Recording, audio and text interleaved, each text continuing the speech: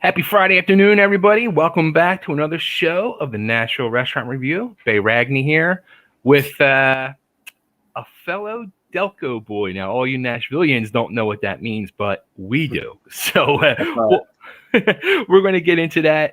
But real quick, just want to tell everybody about today's show is brought to you by Bombers and Sleeves. They are the lifestyle apparel brand, and they're dedicated to bringing you the war on self-doubt. This is for the bold, the fearless, and authentic souls who never back down, and they wear it all on their sleeves.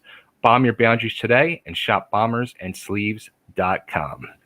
So here he is, somebody I've heard a lot about. I've heard a lot about his place, and I can't wait to get up and hang out with my boy, my fellow Delco brother, the one and only Mr. Vince Lanni. Yeah, how you doing, man? You doing good today? Always, man. Always doing good, man. Awesome. So it's really a small world because so I'm originally from Upper Darby, and Vince is from Havertown, and both in Pennsylvania, and there's like the two little neighboring towns from each other. So we have a lot in common, more than I even think you realize, Vince. Okay, let's go. Let's figure it out. So I actually used to own a pizza shop cheesesteak place in Upper Darby back in the late 80s on Long Lane called Mr. Pizza. Okay. So yeah, it's cheesesteaks and pizzas and stuff like that. It's a very close subject to my heart. Absolutely. It always is when we're from up there, you know? Absolutely. So what brought you to Nashville, first of all? Well, I stayed local for college. And you're probably familiar with Newman. I went to Newman, right? You know, Delaware County College.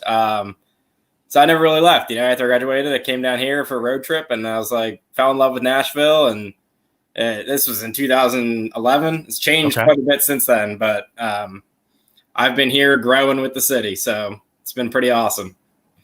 So that's crazy. So you and this is going to be funny too. Like, do you know Zaire, who owns It's a Philly Thing, the other cheesesteak? I don't know. I've heard great things about him though. That's the one on Bellevue, right? Yeah. So it's a very similar story. He ended up coming here for college, and next thing you know, cheesesteaks becomes his life. So what did you go to college for though? Just business. Yeah, my dad owned a business right on the Havertown Upper Darby border, and another business in Havertown. So you know, he did that kind of not intentionally, but just kind of naturally following those footsteps. And just I've been running a bunch of bars and restaurants downtown Nashville, Charlotte, and then, you know, up in Pennsylvania a little bit too. So decided to work for myself and, you know, stop making a bunch of other people money and time to make some money for myself, you know. We'll get there. Hey, I'm all about that. Trust me. I'm very much for doing it for yourself.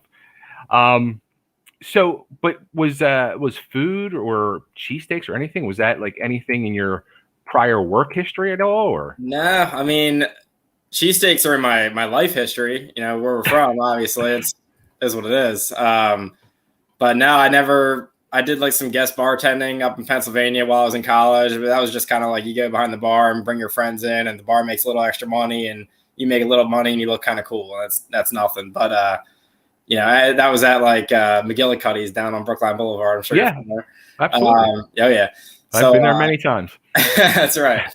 I was actually there after the Eagles won the Super Bowl. Went in there and partied. Good year. I was over in Drexel Hill, right around the corner from Casey's, at a friend's house. Oh, no kidding. Yep. Yeah, man. Absolutely. Well, yeah, so to answer your question, no, I moved down here just kind of looking for jobs, and I met a guy at a bar downtown. He was a musician, and he told me you just got to move here and get a job. He's like, just get some serving job or whatever. He's like, you don't want to do it, but just do it, make some money, and figure out what you want to do here. And I was like, okay, you know, like music's cool. It'd be cool to be in that. And I don't play really, but you know, the business side of it. Right. And then I just kind of I did what he said. I walked up and down Broadway, put applications in everywhere. I said, I don't have experience, and someone needed a server. So I got a job, and a year later I was managing and bartending, and 2 years later I was kept going, you know, just kept going up. So that's pretty wild ride. So like, at any point were you thinking to yourself like, okay, especially, you know, we're Philly boys. we have cheesesteaks running through our veins. Doesn't it drive you crazy when you go to these places and it's a Philly cheesesteak and there's green peppers on it and you're just like, you shake your head. So was that like an inspiration? Like, I got to teach these people how it's done. Yeah, I know it's a losing battle just because of all the chain places, the Penn Stations and the Jersey Mike's of the world who just put it on there because that's what people down here are used to. So there's a lot of that misconception and education that we're trying to do, but it's an uphill battle. But definitely, I always tell people if it says Philly cheesesteak on the menu, it's probably not a Philly cheesesteak. If it just says cheesesteak, it might have some potential. Mushrooms and green peppers and stuff. Now you can get like Italian long hots or something up there. That's cool. Get some hot peppers, but like sweet peppers belong on roast beef sandwiches. Absolutely. Right. Onions are cool. Choice of cheese is cool, but mushrooms, banana peppers, that kind of stuff. Mayo. I never had mayo on a cheesesteak. I'll never forget one year Christmas time. My uncle used to just make cheesesteaks on the frying pan once in a while. Just cut them into like 8 pieces, appetizers, right? And she asked for mayo, and my uncle was pissed off. I don't know if I can curse on here, but he was pissed off. Absolutely. And I was like, wow, we were like, mayo? Like, what are you talking about? Like, maybe some ketchup, that's it, man. Like, we're very simple up there, It's blue collar city, and just is what it is. You use ribeye, which is what we use, So it's good meat, it's good ingredients. The rolls are awesome, so you really don't need extra flavor. The flavor's right there. The flavor's in the meat and the roll. So adding onions obviously is great too, but realizing this though, we did want to add a lot of other options for people, and also you look kind of silly just having, here's your sandwich, here's fries, let's go. We kind of have that. We don't have a big menu, but we do have 10 sandwiches that are different that we offer. So that's cool. Now, okay, so you're working down on Broadway and you're getting into the food business and all. So what makes you now really decide to open Hungry Bear? Way less expensive than opening a bar and way less hours and liability, right? And then for Hungry Bear, though, I was actually, me and my business partner were working together. His name's Curtis Deckman. So we were down, we opened a couple of bars down there for a restaurant group. And one of them was a big country artist bar. And we're working down there late nights and just putting out fires every night. And we were just like, let's just do something easy. Let's just get out of this, do something that's going to be more daytime. We're not going to be here till 5, 6 in the morning every night and deal with, hundreds of drunks and all that stuff. And, we just kind of fell into the idea. He opened a couple of places of his own burger joints down in Florida. Okay. So he kind of had that, with what you need legally and permit wise and everything like that to open. Right. And I had, the management and the recipes and everything for the cheese stuff like that. So it was like, we kind of just combined heads. And it's funny the way we work together too. We work together, but we're kind of on our own. Like I'll go do something and he's like, oh, that's cool. Like, hey, we'll do that. And he'll go do something and I'll be like, oh, perfect. Yeah, let's do that. Like it just works. I don't know how, but it just works great. We just complement each other very well. So it's been going well. Yeah. That's awesome, man. Now, how about the name? Like, where did the name come from? We figured we needed a cute little animal type name that's family friendly, but like also just kind of fun. And Geico took the gecko, so we picked a bear. I don't know. I actually hated the name at first, but it grew on me. He kept coming into work when we were working. He'd be like, "Hungry Bear, man." I'm like, I don't know, dude. I don't know. And then I walked in the next week and I go, dude, I can't get that name out of my head. And he's like, exactly. So that's kind of what we figured. We were like, it just kind of has a nice ring to it. Don't know why, but it just does. That's awesome. Now, how long have you guys been open for? We opened brilliantly timed in the middle of the pandemic. We opened in July. Oh, wow. Okay. Yeah. So we signed the lease last November for the one down in Murfreesboro, right? Okay. And we were looking in Nashville for a while, but Nashville was at like its peak and everything was so damn expensive. We were getting outbid on things that more than asking price and over $40 a square foot. And I'm like, it ain't gonna happen. So we ended up finding a place in Murfreesboro. We built it out. We were halfway through the build out when COVID, happened. Everything shut down. So we kind of took a little step back, but then we were like, takeout and deliveries are still doing well, seems like. So let's just finish the build out and give it a shot. And, hopefully it doesn't last too long and we can get, do enough to just get through it. And then we'll start, obviously anytime you open a restaurant, everyone will tell you you're not going to make money in a year or so. But so we kind of expected that. And we were like, this is as good a time as any to work out any kinks we need to do. So, yeah. So we've been open since July. Wow. So how about, it's funny too, because, once I started doing this whole Nashville Restaurant Review thing, and actually you probably even know, like the Nashville Restaurant Review, I got the idea from back home, the Delco Restaurant Review. Oh yeah. Because there's a group back home, and there's like 20,000 plus members. And that's how I found out about all the true hot spots and bad spots, unfortunately, on where to go back in Delco. So I was like, I can't believe there's nothing like that really going on down here. So if I build it, they will come. So yeah, absolutely. But and I know you've been following us for a little, for a while there on Instagram, and we've been following you back, and just got in touch recently. Yeah, it's funny because a lot of people always say, they're like, you got to go to Hungry Bear, you got to check out Hungry Bear, you got to go to Hungry Bear, and that's when the other day I saw you're opening a second location, which I'm like, wow, things are good for you, and now you guys are opening downtown. So tell us about that. Yeah, so this is a little creative. It's over at Tin Roof on Demumbry, and I used to actually work for the company a few years ago. But they own Two Bits too, which is right next door. It's actually connected now. You can walk throughout both of them, while staying inside. Okay. They did that right before the shutdown to help generate business and increase capacities. And they don't use their other kitchen now, so it costs a lot of money to open a kitchen, and their menu is good. They have great food, and they have enough, people to be able to service both places table wise with their one kitchen. So they've got a kitchen they don't use. And I was actually down on Broadway walking my dogs, and I stopped into the Tin Roof there. I opened that one with them, and so, the manager there was like, hey, you should get in touch with. So actually, Tin Roof's executive chef Will is another Philly guy. Oh wow! So I know him very well. And I called him up and I said, hey, I hear you got this extra kitchen space you're looking to rent out. I was like, I want it. And he was like, dude, perfect. He's like, I know, he knows what I do. We got Hungry Bear and stuff like that. So he's like, dude, that'd be great. Like, let's work it out. So we worked to terms, and we got the kitchen. So, you can come in. For right now, we're just going to do late night for the rest of the month, and then we'll start doing lunches and stuff.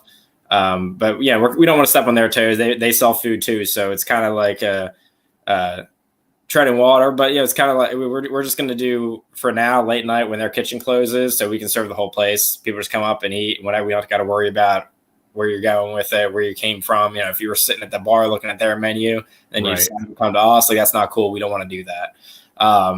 But it'd be great if people want to come and eat at our place and then grab a drink at Tin Roof. It's a win-win, right? Right. Or they can just come in, pick up, go. We'll probably do local deliveries, like, within 2 miles or something, because there's enough people downtown and midtown, to service that. So we'll probably start doing that in May. Now you mentioned delivery, which how's that been like with your Grubhubs and all these delivery services like that? I think that, with, like you mentioned, with the pandemic, I think that's been like a lifesaver for businesses like yourself. Yeah. Yes and no. There's, it's obviously a great platform to advertise on because it gets your name out there. But it's also pretty tough, when you have the ingredients we have. I mean, it's not like this stuff costs us 10 cents to make and we're selling it for $10. The margins aren't like that, truthfully.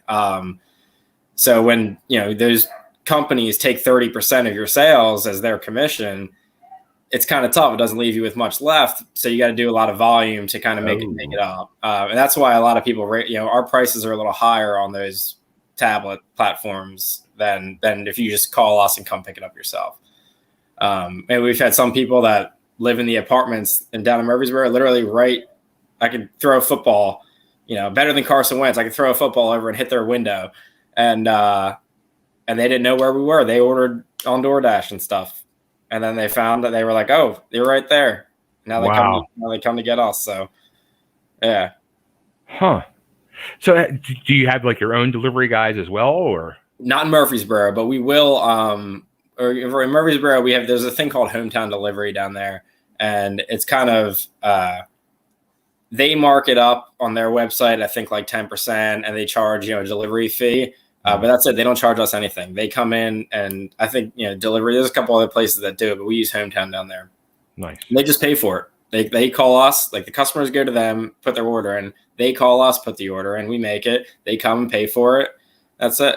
So we make our full profit like we expected to. That's cool. So it's a win-win there. So we try to get people converted to that or converted to just come and get it. But like I said, for downtown and midtown, we will do delivery here in another month or so. Just something easy. And that's the thing with that too. We'd like to stay open longer, but with Nashville traffic, we're just gonna do 11 to 4 for lunch, and then close and then reopen late night, on the weekends, because I can't imagine good delivery times between 4 and 7. A nightmare. Yeah. So we figured let's not worry about that. Yeah. How about like you mentioned earlier, like all the long hours and all. Now you're going to be double-ended on both opposite sides of town. Are you ready for the long hours? I've been working long hours for God knows how long. I'm used to 12-hour days. This is going to be a little more than that for now, but even the past year, basically I wake up at 5 every day and we're working until maybe 10, 11 at night between the Murfreesboro location and 2 part-time jobs. We're doing that. So I'm just going to scale back on one of my part-time jobs and just do that in the beginning of the week. And I'll be down in Murfreesboro at the beginning of the week. My business partner will be down there 2 days. We have a great girl named Victoria who's been doing awesome down there, and she's going to take over and manage it for us. Nice. So, we're kind of starting to build that one to get away in a sense of we don't have to be there in the kitchen every day. You know what I mean? Right. Like we can be owners, we can be owners and managers and have people in there to run the day-to-day for us. So we're going to open this one, and then in a couple months, try to get it to be kind of the same concept. And obviously, we're still going to be around, especially down there. Seeing all the people down there. We got a lot of friends in the area in Nashville, and we'll be in all the time. But we'll just bounce around between the two of them, and still do things to make money for ourselves as well while we need to. Now, how many people come in and ask the question, "Are you really from Philly?" I don't know, not many, No? Honestly. I have some people that they ask for the mushrooms and stuff like we talked about earlier, and I'm like, nah, we do it authentic. We don't do the cheesesteaks like they do down here. I'm from Philly, I do that. And they're like, well, I'm from Baltimore. They're like, I'm from Philly too, and I eat that. And I'm like, well, I'm sure people would get it, but it is not a common thing at all. So there's a little bit of that. Have you met a lot of people from Philly because of this now? Yes. Yeah, absolutely. People coming. I've actually made some trades. We had some decor on the wall. I had a big Eagles flag, and someone came in and they gave me a Eagles Super Bowl poster, and they just mentioned how great the flag was, and I was like, well, we'll make a trade then. I was like, you brought this in for us to hang. I was like, why don't you take that home? And so we made a little trade, and we met a lot of great people. There's a guy named Joe, I think is on your page. Can't pronounce his last name, to be honest with you.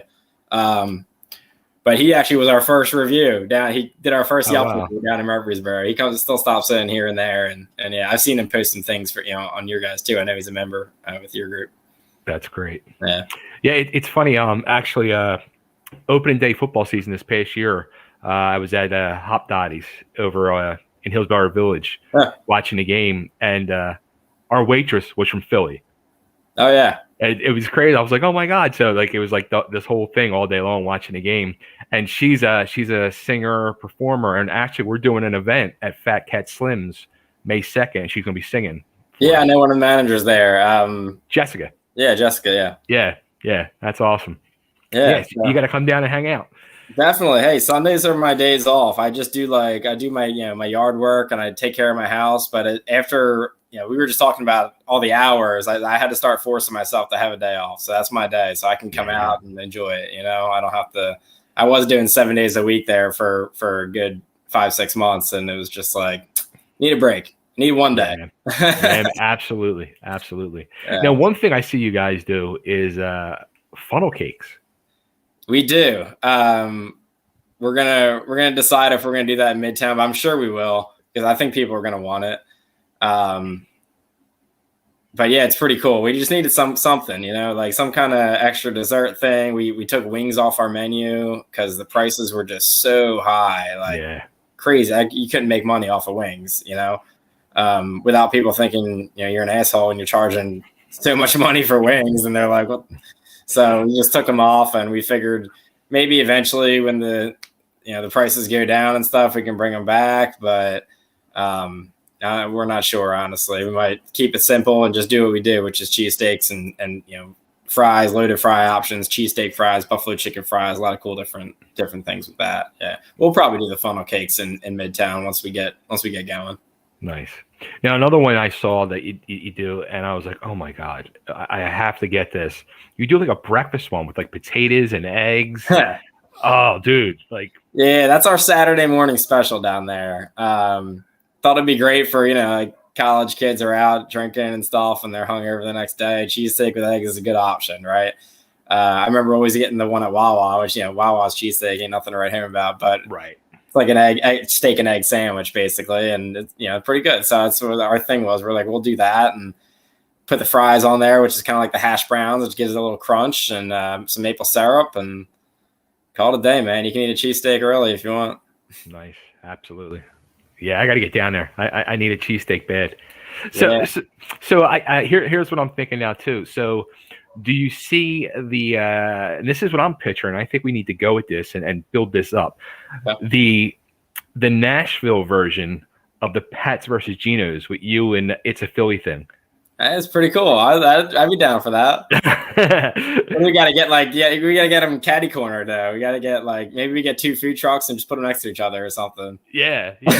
have you guys out there come on. It would be fun. It's funny because I've been meaning to go and I just check it out just as a Philly guy, and just see what they're all about. But I've heard great things. So.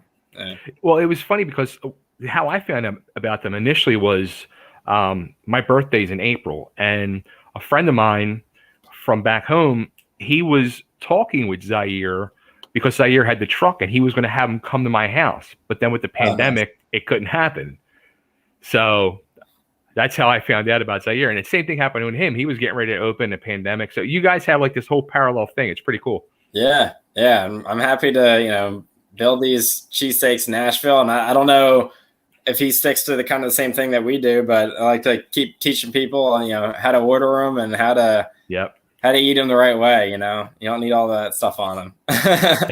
It's funny too, because still, actually, my cousin was calling me the other day. One of my cousins from South Philly, he calls me constantly. He's like, "Cuz, you got to open a cheesesteak place. You got to open a cheesesteak place down there. I'll send you the rolls from Amoroso. I got the hookup. I'll do this." I'm like, I did that before 30 years ago. I don't want to do it again. It's too much work. Yeah, that's what we do too. We got the Amorosos. So nice. Yeah. So I got to ask you, with your last name, are you Italian? I am Italian, yeah. Okay. Italian, but I gotta say, because my mom will kill me. I'm Irish too. But okay. I'm Italian, yeah. We don't want to piss mom off. Yeah. But is it gravy or sauce? Gravy's on meat, sauce is on pasta. Oh. Yeah. Oh. Sorry. Yeah, I'm only half Italian. Too funny. Yeah. Well, Vince, where should we tell everybody to go to find out more about Hungry Bear and the locations? They can go to our website. We have to update it though. Social media is probably the best outlet because what we want to do on our website is add online ordering to both locations, right? So you can just go online and pick them up, and that's kind of another way to kind of combat against the commissions that we're paying out to the third party deliveries. To try to make it easy for people, streamline it. So we're going to get those links up there and get everything updated with locations on our website shortly. But for now, Facebook and Instagram is probably the best bet. Our address is on our Instagram profile. Facebook, we have 2 separate Facebook pages, one for Murfreesboro, which is just Hungry Bear 615, and then one for the Demumbrian spot inside Tin Roof and 2 Bits, which is Hungry Bear Demumbrian. So nice. That's probably the best, and keep looking at that. We throw some specials out here and there, like usually like opening day for Phillies and Flyers and everybody. I'll do like 10% off things. I just post it as I mentioned this when you come in and get discounts. So it's worth checking out. Cool. As a matter of fact, now that you said that, there you go. There you go. Well, hey, I had to wear the Hungry Bear hat to because this is all about us. But I did bring this downstairs. I'm really from Delco because no one else would own a hat that says Delco on it. That's beautiful. I love it. Yeah, we got to hang out, man. Tell some Delco stories and drink some beers. Yeah, sounds good, man. Absolutely. Sound good, man. Great meeting you. Great talking to you, and much continued success. And I'm coming to get one of them. I'm going to get multiple sandwiches, actually. Perfect. That'd be great. I'd love to hear what you think of it, and let me know. You got it. All right, man. Take care. All right. Thank you. See ya. See ya.